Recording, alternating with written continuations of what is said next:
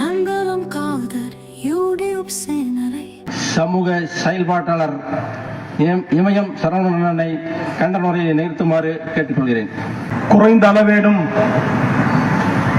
கூக்குரல் இடுவதற்கு திருமணங்களுக்குத்தான் அழைப்பு கொடுத்து அழைக்க வேண்டும், இளவு கேட்பதற்கு அவர்களாக விருப்பப்பட்டுத்தான் வர வேண்டும். பாலஸ்தீனத்திலே தினசரி 1000 இளவுகள் விழுந்து கொண்டிருக்கிறது. அதற்காக நாங்கள் கூடி அழுகிறோம் என்று சொல்லி குறைந்த அளவேனும் இங்கு வந்து ஆதரவு இருக்கக்கூடிய உங்கள் அத்தனை பேருக்கும் முதற்கண் எனது வணக்கத்தை சொல்லி, நேரத்தின் அருமை கருதி ஒவ்வொருவரையும் தனித்தனியாக அழைத்து பெயர் சொல்லாததற்காக மன்னிப்பு கோரி உங்கள் அத்தனை அமைப்புகளுக்கும் எனது நன்றியினை தெரிவித்துக் கொண்டு, இந்த அருமையான ஒரு முன்னெடுப்பை வலிகளை சுமந்து நாங்கள் நிற்கிறோம் என்று தமிழக வாழ்வுரிமை கட்சியினர் இதை முன்னெடுத்திருப்பதற்காக அவர்களுக்கு எனது வாழ்த்துக்களையும் வணக்கத்தையும் சொல்லி எனது கண்டன உரையை துவக்குகிறேன். இந்த நாள் நீங்கள் திட்டமிட்டு கேட்டு ஆர்ப்பாட்டம் நடத்தும் நாளா அல்லது யதார்த்தமாக கிடைத்த நாளா என்று எனக்கு தெரியவில்லை. எனது அருமை தம்பி சுமந்திரத்தில் நான் கேட்டேன், இல்லையா யதார்த்தமாகத்தான் இந்த நாளை நாங்கள் தேர்வு செய்திருக்கிறோம் என்று சொன்னார். ஆனால் இது யதார்த்தமாக நடக்கவில்லை. பாலஸ்தீன மக்களுக்கான விடுதலையை உறக்க சொல்வதற்கு, பாலஸ்தீனிய இனம் மீட்டுருவாக்கம் பெறுவதற்கு, பாலஸ்தீனிலே போர் நிற்பதற்கு ஒரு சரியான நாளைத்தான் நீங்கள் கண்டனம் தெரிவிப்பதற்காக தேர்ந்தெடுக்கிறீர்கள் என்பது வரலாற்று உங்களுக்கு கையளித்திருக்கிறோம். காரணம் என்ன தெரியுமா? இதோ தமிழ்நாட்டிலே இருந்து 18 கிலோமீட்டரிலே கடல் வழி மார்க்கமாக சென்றால் எனது தொப்புள் கொடி உறவுகளான தமிழர்கள் அந்த மண்ணிலே கொண்டு அளிக்கப்பட்ட பொழுது இந்திய ராணுவம் அமைதிப்படை என்ற பெயரில் அங்கு சென்று எங்கள் பெண்களை வன்புணர்வு செய்த பொழுது அதை தடுக்க கோரி ஒருவன் உண்ணாநோன்பு இருந்தான். 12 நாட்களுக்கு முன்பாக இதே செப்டம்பர் மாதத்தில் அவன் கேட்டது ஒன்றுதான், அரசியல் கைதிகளை சிங்கள ராணுவம் விடுவிக்க வேண்டும், இந்திய அமைதிப்படையை திரும்ப பெற்றுக் கொள்ள வேண்டும், ஈழம் எங்களுக்கு வேண்டும், ஈழம் என்பது தனி இனம், அந்த இனம் விடுதலை பெற வேண்டும் என்று கேட்டு ஒருவன் உண்ணாநோன்பு இருந்தான். அண்ணன் காந்தி தொடங்கி அண்ணன் ஹசாரே வரை 1000 முறை உண்ணாநோன்பு இருந்திருக்கிறார்கள், நீங்கள் பார்த்திருப்பீர்கள். அண்ணல் காந்தி தொடங்கி அண்ணன் ஹசாரே வரை 1000 முறை உண்ணாவிரதம் இருந்தவர்கள் இந்த மண்ணிலே நீங்கள் பார்த்திருப்பீர்கள். ஏன் நானே 13 தடவை உண்ணாவிரதம் இருந்திருக்கு. இதே திருப்பூரிலே கூட போன வாரத்திலே 4 நாட்கள் உண்ணாவிரதம் இந்த குப்பை கழிவு பிரச்சனைக்காக இருந்தோம். ஆனால் நான் செத்து போகவில்லை, உயிர் வளைத்துக் கொண்டேன். அண்ணா ஹசாரே நாளுக்கு நாள் உண்ணாவிரதம் இருந்து கொண்டே இருப்பது வரலாறு பார்த்தது, செத்து போகவில்லை. கடற்கரையிலே தொடங்கி செங்கோட்டை வரை உண்ணாவிரதம் இருந்தவர்கள் எல்லாம் உங்களுக்கு தெரியும். காந்தியினுடைய உண்ணாவிரதம் தான் உலகத்திலே மெச்சத்தக்கது, காந்தியினுடைய அகிம்சை தான் உலகத்திலே மெச்சத்தக்கது என்று எண்ணி இருக்கும் போது ஒருவன் உண்ணாவிரதம் இருந்தான். அவன் ஒன்றும் படிக்காதவன் அல்ல, மருத்துவ பட்டம் பெற்றவன், MBBS டாக்டர். அவன் மருத்துவ பட்டம் பெற்றவன், சிறந்த ஒரு மருத்துவராக இருந்தவன். நல்ல தண்ணீர் மட்டும் குடித்தால் 40 நாட்கள் உயிர் வரலாம் என்பது என்னை போன்று பேசினான், எழுச்சியாக பேசினான், அந்த மக்களை கூட்டி கூட்டி பேசினான். ஏன் ஈழம் வேண்டும் என்று கேட்டான், ஏன் இந்திய அமைதிப்படை திரும்பி போக வேண்டும் என்று கேட்டு பேசினான். 2ஆம் நாள் பேசினான், 3ஆம் நாள் பேசினான். மக்கள் அணி அணியாக சென்று ஈழத்தில் அவனை பார்த்தார்கள். ஏன்னா நீ உண்ணாவிரதம் இருக்க வேண்டும் என்று தலைமையிடத்தில் எல்லாம் கேள்விகள் வந்தது. விடுதலை புலிகள் என்றாலே ஆயுதங்களை தாங்கி போராடக்கூடியவர்கள் என்று உலகம் பார்த்திருந்த பொழுது, இல்லை இல்லை அமைதி வலிக்கும் நாங்களே எடுத்துக்காட்டவர்கள் என்று சொல்லி அந்த மருத்துவர் உண்ணாவிரதம் இருந்தான். 4 நாட்கள் 5 நாட்கள் கடந்தது. அவன் பேசுவது படுக்கையாகிவிட்டது, பேச முடியவில்லை. அவனது சிறுநீரகங்கள் செயல் இழக்க தொடங்கிவிட்டது. அவன் கண்டிருந்து பார்க்க முடியவில்லை. 8வது நாள், 9வது நாள், 10வது நாளிலே அவன் படுத்த படுக்கையாகி போனான். 11வது நாள் ஈழமே அவனுக்காக அழுதது. ஐயோ உண்ணாவிரதத்தை முடித்துக் கொள் என்று சொல்லி தமிழீழ தேசிய தலைவர் பிரபாகரன் அவர்கள் அந்த மண்ணிலே வந்து அவனிடத்தில் கேட்டார். இல்லை இல்லை, நான் என்றும் வேடிக்கையாக இருக்கவில்லை, எனது மண்ணுக்காக, எனது மக்களுக்காக, எனது மொழிக்காக, எனது இனத்திற்காக நான் உண்ணாநோன்பு இருக்கிறேன். நான் சாகுமுறை என்று சொன்னால் செத்துத்தான் உண்ணாநோன்பு முடியும் என்று சொன்னார். 12ஆம் நாள் காலையிலே உண்ணாநோன்பு தொடங்கியது. இவன் பட்டினி கிடந்தான், மயங்கி கிடந்தான். மருத்துவர் வருகிறார், தொட்டு பார்க்கிறார், தொட்டு பார்க்கிறார், தொட்டு பார்க்கிறார். நெஞ்சு அடிக்கவில்லை, கைதாடி துடிக்கவில்லை, நெஞ்சு அடிக்கவில்லை, கைகாடி துடிக்கவில்லை. அவன் காலை தொட்டு கும்பிட்டு சொன்னார், திலீபன் செத்து போனான். திலீபன் செத்து போனானா? திலீபன் செத்து போனான். திலீபன் யாருக்காக செத்தான்? எங்கள் குழந்தைகள், பிச்சு குழந்தைகள் குண்டடிபட்டு சாகிறார்கள். எங்கள் குழந்தைகள் படிக்க முடியவில்லை. எங்கள் குழந்தைகள், பிஞ்சு குழந்தைகள் குண்டடிபட்டு சாகிறார்கள். எங்கள் குழந்தைகள் படிக்க முடியவில்லை. எங்கள் குழந்தைகள் உண்ண முடியவில்லை. எங்கள் குழந்தைகள் உறங்க முடியவில்லை. ஆகவே நான் பட்டினி போராட்டத்தை தொடர்கிறேன் என்று சொன்னால் உலகில் எவர் காதுகளுக்கும் கேட்கவில்லை. உலகில் எவர் காதுகளுக்கும் கேட்கவில்லை. அவன் செத்து போன நாள் இன்று. அவன் செத்து போன நாள் இன்று. இன்று நீங்கள் உங்கள் போராட்டத்தை தொடங்கி இருக்கிறீர்கள். ஈழத்திலே தமிழினம் அழியும் பொழுது வேடிக்கை பார்த்தவர் கூட இந்த பாலஸ்தீனத்திற்காக இன்றைய நாளை தேர்ந்தெடுத்து நாம் போராட தொடங்கி இருக்கிறோம் என்று சொன்னால் உண்மையிலேயே ஈழம் விடுதலை பெறும், இந்த பாலஸ்தீனமும் விடுதலை பெறும் என்பதை திலீபன் வாயிலாக நீங்கள் உணர்ந்து கொள்ளுங்கள். தம்பி சொன்ன மாதிரிதான் மங்களத்துல இருந்து இந்த முக்குல அதிக இஸ்லாமியர்களை கொண்ட இடத்துல 50 பேரை கூட்டி வச்சு கூட்டம் நடத்துறிய இஸ்ரேல் ராணுவம் கேட்டுட்டு விட்டுருமாடான்னு கேட்கிறான். குப்பை கிடங்கு பிரச்சனைக்கு சாலை முற்றுகை போட்டு 1000 பேர் கூடி குப்பையை போட்டுறதை நிறுத்தாத அரசாங்கம். கல்குவாரிகளை எடுக்காதடா, கனிம வளத்தை கொள்ளையடிக்காதடான்னு சொல்லி வெட்டுப்பட்டு செத்த இடத்துல இருந்து எதிர்ப்பு நின்ற கூட்டம் தடுக்க வழி இல்லை. அப்புறம் எப்படா இங்க இருந்து இஸ்ரேல்ல கேட்கிறிய? பெஞ்சமின் கேட்டுருவானா? மோடி காதுல விழுந்துருமா? இந்த போரை நிறுத்திடுவானு கேட்டால் நிறுத்துவான். வரலாறு உங்களுக்கு கற்பித்திருக்கிறது. ஒல்லியான உருவம் கொண்ட ஒருவன் ஹோசிமின் என்று பெயர். வியட்நாம் விடுதலைக்காக தொடர்ச்சியாக போராடும் பொழுது மல்லாவிக்கு அமெரிக்காவை அடித்து ஒழிக்கும் பொழுது உலகெங்கும் ஆர்ப்பாட்டங்கள், போராட்டங்கள் தொடங்கியது. வியட்நாமுடைய விடுதலையை கேட்டு உலகெங்கும் ஆர்ப்பாட்டங்கள், போராட்டங்களும் தொடங்கியது.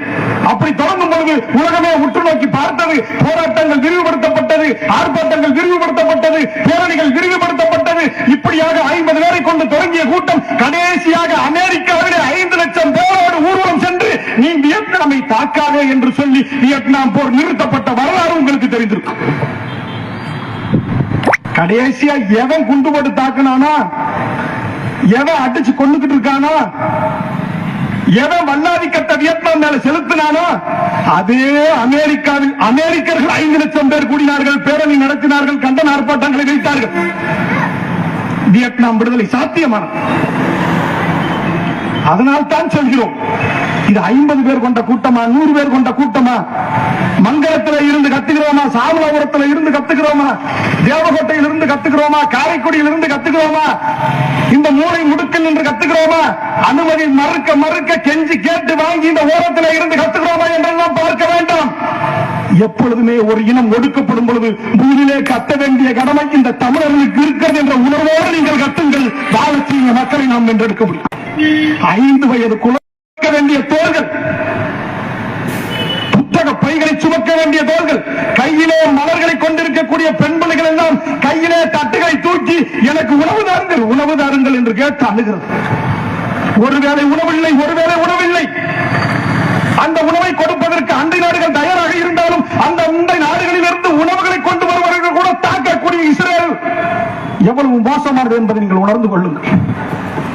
அவனுக்கு தேவை இஸ்ரேல் அல்ல, இஸ்ரேலிய ராணுவத்திற்கு தேவை பாகிஸ்தான் அல்ல, இஸ்ரேலிய ராணுவத்திற்கு தேவை உலகில் உள்ள மற்ற நாடுகள் அல்ல. அந்த பாலஸ்தீனம் என்கின்ற ஒட்டுமொத்த அந்த நிலப்பரப்பும் இஸ்ரேலாக மாற வேண்டும் என்பதுதான் அவனது நோக்கம். யார் சொன்னாலும் கேட்க மாட்டான். ஆனால் நீங்கள் வரலாற்றிலே ஒன்று புரிந்து கொள்ளுங்கள், பாலஸ்தீன மக்கள் பாலஸ்தீனத்தை காப்பதற்காக போராடுகிறார்களே தவிர இஸ்ரேலை அபகரிக்க போராடவில்லை. ஹமாஸ் என்ற அமைப்பு தன்னுடைய இனத்தை பாதுகாப்பதற்காக போராடுகிறது தவிர இஸ்ரேலை, தன்னுடைய நிலப்பரப்பை இஸ்ரேலுக்குள் நீட்டுவதற்காக அல்ல. ரொம்ப பேர் சொல்றான், அப்ப யூதர்களுக்கு அது நிலப்பரப்பு இல்லையா? அது வெறும் பாலஸ்தீனர்களுக்கு மட்டும்தானா? அரபு நாட்டுக்கு மட்டும்தானா? அரபியர்களுக்கு மட்டும்தானா? யூதர்கள் அங்குதானே வாழ்ந்தோம், எங்கள் முன்னோர்களும் அங்குதானே இருந்தார்கள் என்றெல்லாம் கேட்கிறான். இருந்து விட்டு போகட்டும். அது ஒரு பாலைவன பூமி. பல நூற்றாண்டுகளுக்கு முன்பாக அந்த பூமியிலே எதுவும் விளையாட காரணத்தினால் இந்த மன்னங்களுக்கு வேண்டாம், இந்த மக்களுக்கு வேண்டாம் என்று சொல்லி பலமாக வாழ்வதற்காக உலக நாடுகளிலே அங்கங்கு சென்று பிரிந்து உனது பணவளத்தை, உனது பொருளாதாரத்தை பெருக்குவதற்காக நாடு கடந்து சென்ற நீங்கள் அதே பாலஸ்தீனிய மக்கள் மக்கள் இது என்ன மண்ணாக இருந்தாலும் சரி, இங்கு வாழ தகுதி இருந்தாலும் சரி, தகுதி இல்லை என்றாலும் சரி, இந்த பாலஸ்தீனம் என்பது எங்கள் பாலஸ்தீனிய மண். இந்த மண்ணிலே இருந்து நாங்கள் அப்புறப்படுவது என்றால் அது நாங்கள் இறந்ததற்கு பின்பாகத்தான் என்று சொல்லி 1000 ஆண்டு காலமாக அந்த பாலைவனத்தில் கிடந்து தங்களுடைய மண்ணை காத்து நின்றார்கள். அது யாருடைய மண்ணாக இருக்க முடியும்? சொல்லுங்க பார்ப்போம். இங்க ரொம்ப பேர் மனித நேயத்துக்காகவும் கத்தல, மதத்துக்காகவும் கத்தல. சவுதி அரேபியா கத்தலைங்கிறான், அந்த நாடு இஸ்லாமிய நாடு கத்தலைங்கிறான், இந்த நாடு இஸ்லாமிய நாடு கத்தலைங்கிறான். கத்த மாட்டான். உண்மையை புரிஞ்சுக்கிறீங்க, கத்த மாட்டான். அரேபி தங்களுடைய இனத்திற்காகவும் கத்தவில்லை, தன்னுடைய மதத்திற்காகவும் கத்தவில்லை. ஏன் ஏன் எல்லாம் மன்னராட்சி நாடுகள். நாளைக்கு மக்கள் புரட்சி வெடித்தால், நாளைக்கு சவுதியிலே மக்கள் புரட்சி வெடித்தால் இந்த மன்னர்கள் சென்று ஒதுங்குமிடம் எது தெரியுமா? அமெரிக்கா. இதே பிரிட்டன்.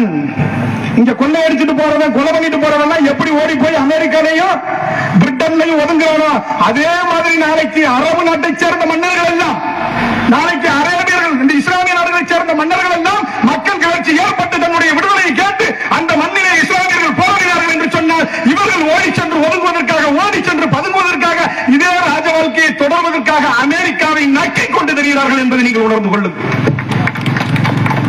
அமெரிக்காவை நக்கிக் கொண்டு தெரிகிறார். தன்னுடைய இனம் ஒழிக்கப்படுகிறது பரவாயில்லை, தன்னுடைய இனம் நசுக்கப்படுகிறது பரவாயில்லை, சின்னஞ்சிறு குழந்தைகள் அம்மனமாக ஓடுகிறது பரவாயில்லை, உணவு இல்லை பரவாயில்லை, நான் சொகுசு வாழ்க்கை வாழ வேண்டும் என்று நினைக்கக்கூடிய மன்னர்களை கொண்டிருக்கக்கூடிய நாடுகள். அதனால் அவன் அமெரிக்காவை எதிர்ப்பதற்கு தயாராகி யோசித்து பாருங்கள் உறவுகளை. அப்படி என்றால் யார் கேட்பது? அப்படி என்றால் யார் கேட்பது? உலகத்திலேயே கேட்கக்கூடிய முதல் தகுதி தமிழர்களுக்கு தான் இருக்கும். ஏனென்றால் ஈழத்திலே எங்கள் உயிர் போகிறது என்று கேட்டோம், எங்கள் தொப்புள்குடி உறவுகள் சாகிறார்கள் என்று கேட்டோம். உலகத்திலே எங்கு என்ன நடந்தாலும் சரி, குஜராத்திலே நீங்கள் சொன்ன அந்த கொலை சம்பவமானாலும் சரி, மோடி இந்துக்கள் என்று சொல்லி இஸ்லாமியர்களுக்கு எதிராக நின்ற அத்தனை சம்பவங்களிலும் சரி, இதே வாஜ்பாய் சொல்லி இருக்கிறாரே, அதையாவது இந்த மோடி செய்தானா என்று கேட்டு பாருங்கள். நாங்கள் பாலஸ்தீனத்தை ஆதரிக்கிறோம், பாலஸ்தீனத்திற்கு ஆதரவாக நாங்கள் நிற்போம், இஸ்ரேலை உன்னை வன்மையாக கண்டிக்கிறேன் என்று வாஜ்பாய் சொன்னாரே, அதே கட்சியை சேர்ந்த நீங்கள் மாறிவிட்டீர்களே, அதே கட்சியை சேர்ந்த நீங்கள் அதை ஒப்புக்கொள்ளவில்லையே. வாஜ்பாயோடு எவ்வளவு முரண்பாடு எங்களுக்கு இருந்தாலும் இந்த வரிக்காக நாங்கள் அவரை எடுத்துக்காட்டாக சொல்லி பேசுகிறோம். ஆனால் அந்த சிறு தகுதி கூட உங்களிடத்தில் இல்லையே. இந்தியா சொல்லுது, அழகா சொல்லுது, பாலஸ்தீனத்தை நாங்கள் அங்கீகரிக்கிறோம், ஆனால் இஸ்ரேலோடு நட்புறவு தொடரும். கொஞ்சம் யோசிச்சு பாருங்க. பாலஸ்தீனத்தை நாங்கள் அங்கீகரிக்கிறோம், ஆனால் இஸ்ரேலோடு நட்புறவு தொடரும் சொல்றான். இதுக்கு முன்னாடி இருந்த ஆட்சியாளர்கள் ஏன் பாஜக மட்டும்தான் கேட்டா இல்ல, எல்லா உண்மையும் போட்டு உடைங்க, உண்மையை ஒத்துக்கிறீங்க. இதே காங்கிரஸ், நேரு தலைமையிலான காங்கிரஸ் 1957 இஸ்ரேலை தனிநாடாக அங்கீகரித்து கையெழுத்து போட்டாரா இல்லையா? இஸ்ரேலை ஒரு நாடு என்று அறிவிக்கும் பொழுது மறுப்பு தெரிவிக்கவில்லை. ஒட்டுமொத்த நிலப்பரப்பு, உலகப் போரிலே வெற்றி பெற்ற பிரிட்டனின் கையிலே இருந்த நிலப்பரப்பு, ஒட்டுமொத்த பாலஸ்தீனத்தையும் பிரிட்டன் பிரிக்க வேண்டும் என்று நினைத்தது, அமெரிக்கா ஆதரவாக நின்றது. அப்படி பாலஸ்தீனத்தை பிரிக்கும் பொழுது இஸ்ரேல் என்ற ஒரு நாடை உருவாக்க முற்பட்டது. அரேபியர்களுக்கு என்று ஒரு நாடு கேட்கிறார்கள். ஆனால் நீங்கள் நன்றாக எண்ணிக்கொள்ள வேண்டும், இந்த வரலாற்று போரை நீங்கள் உணர்ந்து கொள்ள வேண்டும். 70 விழுக்காடு இருந்த பாலஸ்தீனியர்களுக்கு, 70 விழுக்காடு மக்கள் தொகை கொண்டிருந்த பாலஸ்தீனியர்களுக்கு வெறும் 43 விழுக்காடு நிலப்பரப்பை கொடுத்து விட்டு வெறும் 30 விழுக்காடு இருந்த யூதர்களுக்கு 56 விழுக்காடு நிலப்பரப்பை கொடுத்தவன் பிரிட்டன் அல்லவா? அதற்கு துணை நின்றவன் அமெரிக்கன் அல்லவா? அதற்கு கையொப்பமிட்டவன் இதே இந்தியன் அல்லவா? நீங்கள் சொல்கிறீர்கள் ஈழ விடுதலை வாங்கி தருகிறோம், இதோ ஆப்கானிஸ்தானுக்கு நாங்கள் தான் விடுதலை பெற்று தந்தோம், பாகிஸ்தானில் இருந்து பங்களாதேஷுக்கு நாங்கள் விடுதலை பெற்று தருவோம், உலக நாடுகளில் எல்லாம் விடுதலை பெற்று தருவோம், ஆனால் பாலஸ்தீனத்திலே கொத்து கொத்தாக சாகக்கூடிய மக்களை நாங்கள் கண்டுகொள்ள மாட்டோம் என்று சொல்லக்கூடிய நரேந்திர மோடியுடைய ஆட்சி என்ன சொல்லும்? யோசித்து பாருங்கள். நாங்கள் கேட்பது என்ன தெரியுமா? மக்களின் உணர்வுகளை பிரதிபலிக்கக்கூடியவர்களாக நீங்கள் இருக்க வேண்டும். ஈழத்திலே செத்துக் கொண்டிருக்கும் போது 8 கோடி தமிழர்கள் நாங்கள் கேட்டோம். உனக்கு வாக்களிக்கக்கூடிய, உன்னுடைய நாட்டின் கீழ் இருக்கக்கூடிய, உனக்கு கீழ் குடியுரிமை இருக்கக்கூடிய இந்த நாட்டுடைய மக்கள் நாங்கள் கேட்டோம். எங்கள் இனம், எங்கள் மொழி பேசக்கூடியவன் அங்கு செத்துக் கொண்டிருக்கிறான், அவனை நீங்கள் காக்க வேண்டும் என்று சொல்லும் பொழுது சிங்களர்களுக்கு துணையாக இருந்த கயவர்கள் தான் இந்தியர்கள் என்பதை நீங்கள் உணர்ந்து கொள்ளுங்கள். 8 கோடி பேர் கேட்கிறான், 8 கோடி வாக்குகள் இருக்கிறது, அதற்காகவாவது கூட சற்று கேட்போம் என்று கேட்டால் இல்லை. அவன் சிங்களவன் பக்கம் நின்றவன். இவன் எப்படி பாலஸ்தீனத்துக்கு ஆதரவாக இருப்பான் என்று நீங்கள் எண்ணிக்கொள்ளுங்கள். எக்காரணத்தை கொண்டும் இருக்க மாட்டான். இஸ்ரேலோடு உறவை துண்டித்துக் கொள்ள மாட்டான். ஏனென்றால் இவனுக்கு பாகிஸ்தானோடு போரிடுவதற்கு இஸ்ரேல் தேவை. சீனாவுடைய ஆதிக்கத்திலிருந்து தற்காத்துக் கொள்வதற்கு இவனுக்கு இஸ்ரேல் தேவை. அத்தனைக்கும் இவனுக்கு இஸ்ரேல் தேவை என்று சொல்லும் போது இவன் எங்கு இருந்து கேட்க போகிறான் பாலஸ்தீனத்திற்கான விடுதலை என்று நீங்கள் எண்ணிக்கொள்ளுங்கள். பாலஸ்தீனத்திற்காக விடுதலை கேட்பதற்கு நீங்கள் மதவாதியாக இருக்க வேண்டுமா? பாலஸ்தீனத்திற்கு விடுதலை கேட்பதற்கு நீங்கள் இஸ்லாமியராக இருக்க வேண்டுமா? இல்லை, பாலஸ்தீனத்திற்கு நாங்கள் விடுதலை கேட்பதற்கான மதம் சார்ந்தவர்களாக இருக்க வேண்டுமா? மனிதநேயம் இருக்கக்கூடிய யாராக இருந்தாலும் பாலஸ்தீனிய மக்களுக்கும் பாலஸ்தீனிய மண்ணுக்கும் விடுதலை கேட்கக்கூடிய தகுதி இருக்கும். 5 வயது பிள்ளைக்கு மொழியறிவு என்ன இருக்க போகிறது? இன அறிவு என்ன இருக்க போகிறது? 5 வயது குழந்தை உலகத்தில் எங்கு இறந்தாலும் கொத்து கொத்தாய் குழந்தைகளை கொத்து குண்டுகளை போட்டு கொள்ளும் பொழுது அங்கு இனமும், அங்கு மொழியும், அங்கு சாதியும், அங்கு நிலமும் எல்லாம் எங்க மயிருக்கு சமம். எங்க மயிருக்கு சமம். நாங்கள் கேட்பது அந்த மண்ணினுடைய உரிமையை. இஸ்ரேலை எடுத்துக்கொடு என்று கேட்கவில்லை. நேரவர்கள் கையொப்பமிடும் பொழுது இஸ்ரேலுக்கு நாடு என்று அங்கீகாரம் கொடுக்கும் பொழுது பிரித்து வைத்திருந்த பாலஸ்தீனத்திற்கும் அங்கீகாரத்தை நீங்கள் கொடுத்திருக்க வேண்டும். ஆனால் பிரிட்டன் அப்படி கொடுக்கவில்லை. எப்படி ஈழம் விடுதலை வரும்போது, எப்படி இலங்கைக்கு பிரிட்டன் அரசு விடுதலை கொடுக்கும் போது அங்கு சிங்களவர்களுக்கு என்று மொத்தமாக சேர்த்து ஒரு நாடு கொடுத்து விட்டு போனது. அங்கு ஈழத்தை பிரித்து தனிநாடாக அங்கீகரிக்க மாட்டேன் என்று இந்த பல்லாரிக்க நாடுகள் எல்லாம் சொன்னது. அதைவிட கொடுமையாக பாலஸ்தீனத்திலே ஒரே நாடாக கூட கொடுத்து விடாமல் எண்ணிக்கையிலே கூட இருக்கக்கூடிய பாலஸ்தீனர்களை ஒதுக்கிவிட்டு வெறும் 30 விழுக்காடு இருக்கக்கூடிய அந்த யூத மக்களுக்கு நீ விடுதலை கொடுத்தேன், அதை ஒரு நாடாக அங்கீகரித்தேன் என்று சொல்லக்கூடிய கயவ தன்மையை உலக நாடுகள் முன்னெடுத்தது. அதுதான் உண்மை. இறை வழிபாடு நடக்கும் பொழுது கூட கண்டன ஆர்ப்பாட்டத்தை சற்று தள்ளி வைக்கக்கூடிய கூட்டத்தில் இருந்து பேசுகிறோம் நாம். ஆனால் அங்கு காசாவிலே இறை வழிபாடு நடக்கும் பொழுதுதான் கொத்து கொத்தாக குண்டுகள் விழுகிறது. அந்த நேரத்தை இவர்கள் பயன்படுத்திக் கொள்கிறார்கள். 2023 ஹமாஸ் தீவிரவாத அமைப்பு நாங்கள் நடத்திய விழாக்களுக்கிலே சென்று 1200 பேரை கொத்தாக தூக்கி சென்று பிணை கைதிகளாக வைத்துக் கொண்டது என்று சொல்லக்கூடியவர்கள். அதற்கு முன்பாக இஸ்ரேல் செய்த அட்டுழியத்தை யாரும் இங்கு கண்டுகொள்ளவில்லை. உலகத்திலே கொடியவனாக கருதப்பட்ட ஹிட்லர் அவன் தன்னுடைய வரலாற்றிலே பதிவு செய்து வைத்திருக்கிறான். ஏனடா யூதர்களை கொத்து கொத்தாக கொள்கிறாய் என்று கேட்டதற்கு, ஏனடா யூதர்களை எல்லாம் பெரிய இருட்டறையிலே போட்டு அடைத்து விசவாயுவை செலுத்தி கொளுத்தினாய் என்று கேட்டதற்கு, யூதர்களை கண்டாலே ஏன் உனக்கு இவ்வளவு வெறுப்பு என்று கேட்டதற்கு ஹிட்லர் சொன்னான். உலகில் மிக கொடூரனாக அறியப்படக்கூடிய ஹிட்லர் சொன்னான், இதோ பாருங்கள் மக்களே, இதோ பாருங்கள் மக்களே, இதுவரை இருக்கக்கூடிய யூதர்களிலே 90 விழுக்காடு யூதர்களை நான் கொன்றுவிட்டேன்.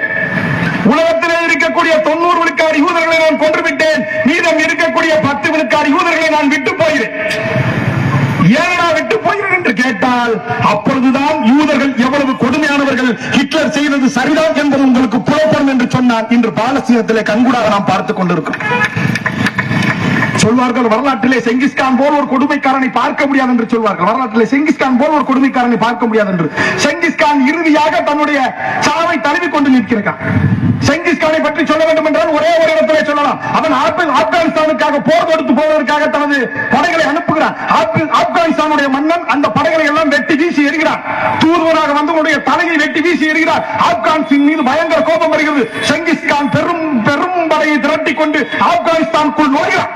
நுழைந்தவன் ஆப்கானிஸ்தான் மன்னனை பார்த்து கேட்டான், அடே வீரர்களா நீங்கள், வீரர்கள் நீங்கள், எனது படை என்று தெரிந்தும் வெட்டி வீழ்த்தினீர்களே, உங்களுக்கு என்ன சன்மானம் வேண்டும் கேளுங்கள், நான் தருகிறேன் என்று செங்கிஸ்கான் சொன்னான். உலகினுடைய மிக பெரும் கொடுமைக்காரன். உடனே ஆப்கானிஸ்தார்கள் மகிழ்ச்சி அடைந்தார்கள். எங்கள் நாட்டிலே வெள்ளி இல்லை ஐயா, அதனால் எங்களுக்கு வெள்ளி வேண்டும் என்று கேட்டார்கள். செங்கிஸ்கான் சொன்னான், இதோ ஒரு 10 கிலோ வெள்ளியை உருக்கி இவரது இரு கண்களிலும் ஊற்றி விடுங்கள் என்று சொன்னான். ஆப்கானிஸ்தான் நம்முடைய கண்களிலே ஊற்றி விடுங்கள் என்று சொல்லக்கூடிய கொடுமைக்காரன். அவன் இறுதியாக மரண படுக்கையிலே படுத்துக் கொண்டிருந்தான், நோய்வாய்ப்பட்டிருந்தான். அப்பொழுது மக்கள் எல்லாம் சென்று பார்த்தார்கள். ஆகா, கொடுமைக்காரன் சாக போகிறான். அதற்கு அடுத்த மகனை அறிவிக்கவில்லை, தன்னுடைய பிள்ளைகளை அவன் அறிவிக்கவில்லை, தன்னுடைய மருமகன் கலிபுல்லாக்கானை அறிவித்தான். மொத்த மங்கோலியர்களும் பயந்து நடுங்கினார். ஐயா, ஏன் ஐயா, உங்கள் மகன்கள் தானே முடிசூட வேண்டும், அதை விடுத்து விட்டு உங்கள் மருமகனுக்கு முடிசூடுவதற்கு தயாராக இருக்கிறீர்களே, கலிபுல்லாக்கானை நீங்கள் முடிசூட போகிறீர்களே, வேண்டாம் வேண்டாம் என்று கேட்டதற்கு சொன்னார், இல்லை இல்லை, கலிபுல்லாக்கான் மன்னனாக வந்தால்தான் நான் எவ்வளவு நல்லவன் என்று உங்களுக்கு தெரியும் என்று சொன்னார். அவ்வளவு பெரிய கொடுமைக்காரன் கலிபுல்லாக்கான் என்று வரலாறு சொல்கிறது. செங்கிஸ்கானுக்கும் மேலானவன். இதே இடத்தில் தான் ஹிட்லர் என்று சொன்னான், என்னை கொடுமைக்காரன் என்று சொல்கிறீர்கள், உலகத்தை காப்பதற்காக 90 விழுக்காடு யூதர்களை நான் கொன்று விட்டேன், இதோ 10 விழுக்காடு யூதர்களை விட்டு விட்டு போகிறேன், நான் கொடுமைக்காரனா அவன் கொடுமைக்காரனா என்று நீங்கள் பாருங்கள் என்று சொன்னால் உலகம் இதோ பார்த்துக் கொண்டிருக்கும். பாலஸ்தீனத்துடைய பட்டினி சாவு வழியாக பார்த்துக் கொண்டிருக்கிறது. பாலஸ்தீனத்துடைய பச்சை குழந்தைகள் சாவதை இந்த உலகம் பார்த்துக் கொண்டிருக்கிறது. ஒரு ஹிட்லர் அல்ல, 10,000 ஹிட்லர்களாக, ஹிட்லருக்கும் மேலானவர்களாக, கொடுமைக்காரர்களாக, கொத்து கொத்தாக கொல்லக்கூடியவர்களாக இந்த யூதர்கள் இருக்கிறார்கள் என்று அன்று சொன்னது என்று நம்ம நிலை நடந்திருக்கு. உணர்ந்து கொள்ளுங்கள் உறவுகளே, இஸ்ரேல் என்ற ஒரு நாடு தன்னுடைய வேலையை பார்க்க வேண்டும், இதோடு ஒதுங்கிக் கொள்ள வேண்டும், பாலஸ்தீனத்தை பாதுகாத்துக் கொள்ள வேண்டும், பாலஸ்தீன மக்களை பாதுகாத்துக் கொள்ள வேண்டும் என்பதற்காக இந்த கண்டன ஆர்ப்பாட்டம் தொடங்கவில்லை. இந்த உலக நாடுகளிலே இருந்து இஸ்ரேலை அப்புறப்படுத்தி வேறொரு கண்டத்தில் பிரித்தாட வேண்டும், இல்லை என்றால் உலகத்தில் அத்துணை இனங்களும் இந்த பாடுபடும் என்பதை உணர்ந்துதான் இந்த கண்டன ஆர்ப்பாட்டம் இந்த வடிவிலே தொடங்கி இருக்கிறது என்பதை நீங்கள் உணர்ந்து கொள்ளுங்கள். கொடுமை கொடுமனு கோயிலுக்கு போனா அங்க 2 கொடுமை திங்கு திங்குன்னு அடிச்சுமாங்க. நம்ம கூட்டம் போட்டு இங்க மோடியை கத்திக்கிட்டு இருக்கான்.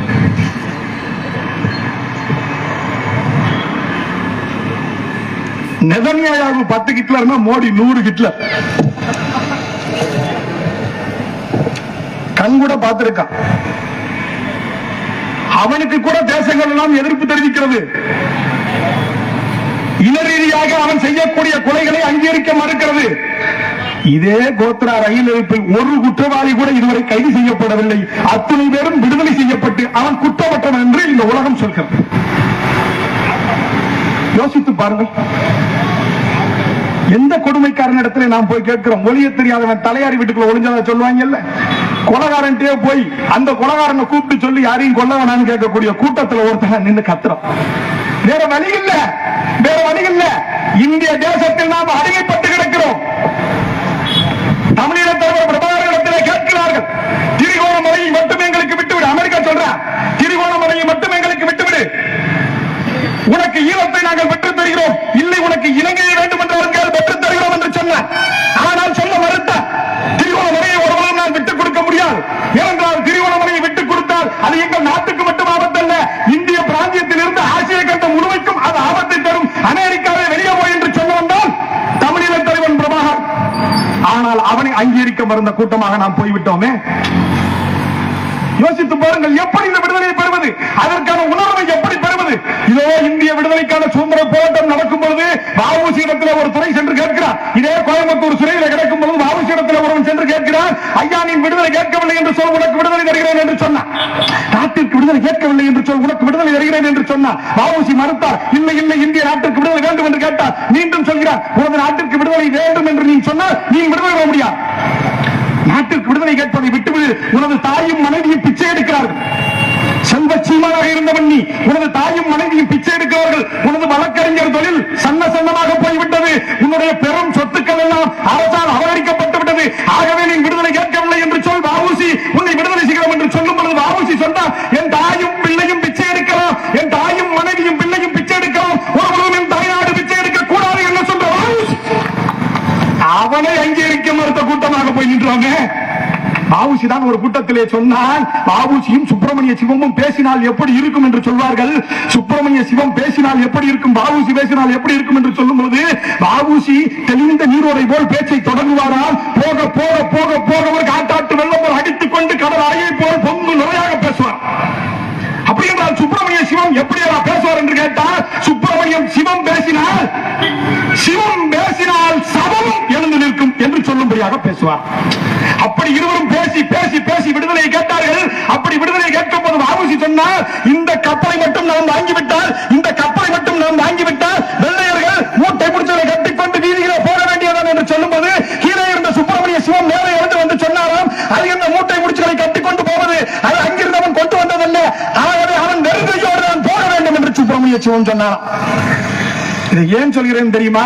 அதே பாபுஜி தான் சொன்னார், வெள்ளையர்கள் எண்ணிக்கையும் இந்தியர்களின் எண்ணிக்கையும் கணக்கிலே கொண்டு சொன்னார். அன்னைக்கு பாரதியார் பாடியது போல வெறும் 30 கோடி மக்களை உண்டு, வெறும் 30 கோடி மக்களை கண்டு கொண்டு சொன்னார்.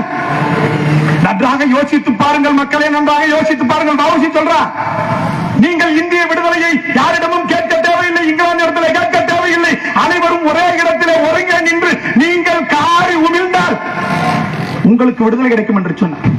எப்படி என்று கேட்டதற்கு பாபுஜி சொன்னார், அவனிடம் இருப்பது 30 லட்சம் பேர், நம்மிடம் இருப்பது 30 கோடி பேர். இந்த 30 கோடி பேரும் ஒரே இடத்துல இருந்து ஓங்கி மூச்சு விட்டால் வெள்ளை காக்கைகள் கொண்டு போய் இங்கிலாந்திலே வீழும் என்று சொன்னார்.